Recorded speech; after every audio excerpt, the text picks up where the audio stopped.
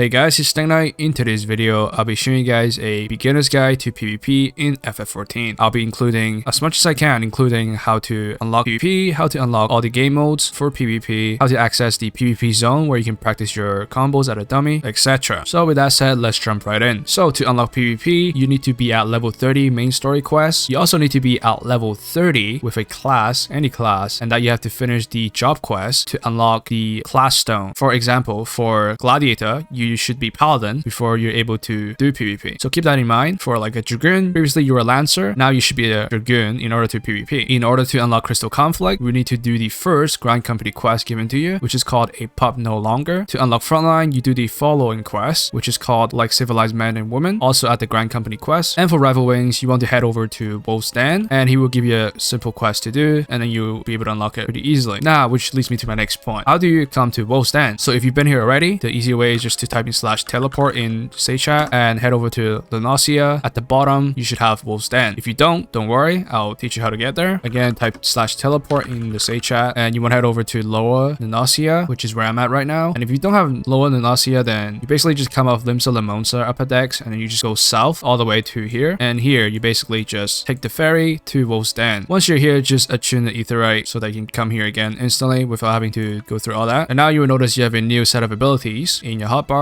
Type in /PvP profile in your say chat, and here you will have access to all the abilities in case you lose some of them, and you can read up on how it works. Not only that, in the quick chats, PvP actions, this is what you'll be using in Crystal Conflict because chat is banned to prevent toxicity, I suppose. So you probably want to have hello, and then you want to have attacking target, something like that to get started on. Keep in mind this only works for Crystal Conflict. It's not going to apply in Frontline. It's a little different. So the first thing we're going to talk about are the defensive utilities in PvP. So we have a standard issue elixir. So this fully recovers our HP and MP, and it takes a very long time to cast. So this is something you want to use when you're in a safe area once you exit a fight. Recuperate is basically your on-the-go instant healing abilities. So if you're in the middle of a fight, you can spam your abilities while spamming the recuperate button, and you'll be healing by a lot, but it will consume your MP. So your MP and HP is tied together. The next thing is Purify. It will remove most of the crowd control in FF14 PvP, and if you're able to remove any CC, then you'll be granted resilience, which for the next 5 seconds you cannot be CC'd. But if you use it just randomly, you will not have the resilience effect. It'll be useless. However, this doesn't work on all abilities. For example, one of White Mage's crowd control, it just turns you into like a little doll, and Purify does not work. That's one of the examples. Guard reduces damage taken by 90% and grants immunity to pretty much most of the things in the game. However, there are abilities that removes guard. For example, Monk's Limit Break removes your guard. So when you're using guard, your movement speed is also slowed. In general, you don't want to use these two together. You want to use it one at a time because they're like a free escape tool. You go in, do your burst,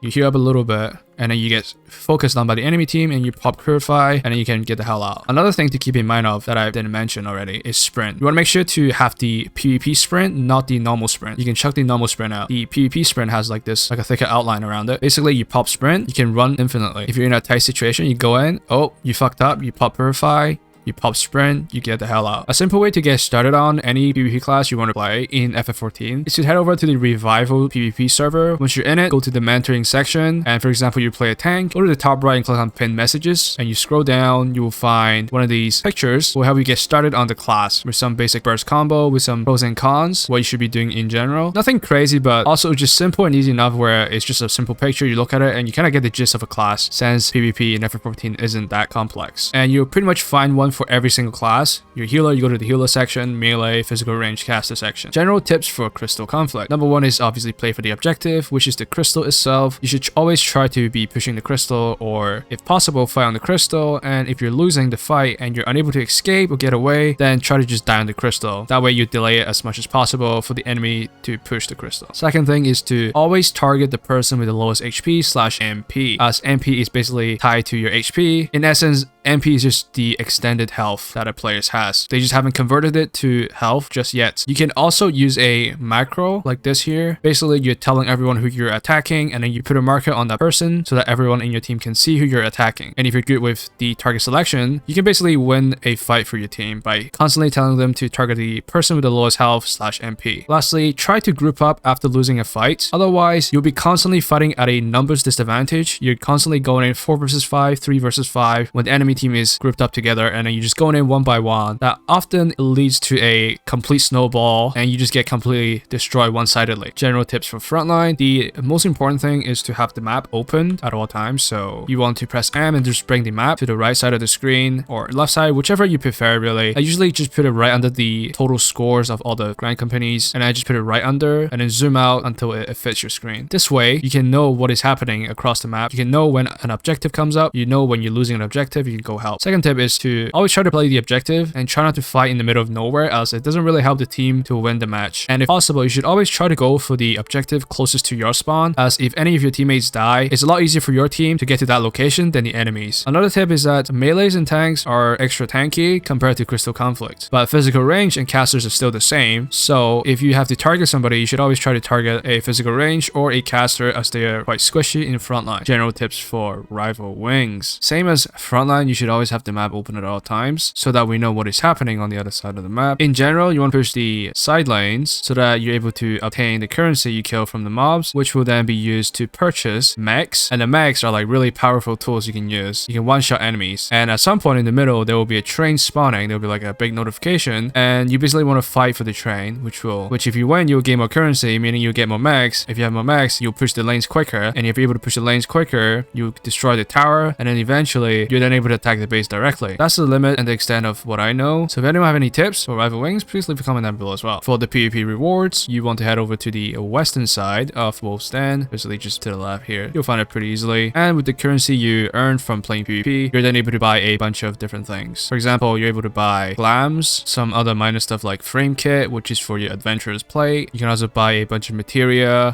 more glam, emote books. There's a bunch of emote books, some hairstyles as well, a mount, some furnitures, a bunch of goodies you can obtain for participating in PvP. Not only that, if you type in /PvP profile once again, the top right, and if you click on series, here you will see the all the bunch of rewards you're able to obtain. So that's it for this video, guys. If you have any more PvP tips, leave a comment down below, and make sure to leave a thumbs up if you found this video helpful, and subscribe for more future FF14 content. As always, thank you guys for watching. I will see you guys next time. Goodbye.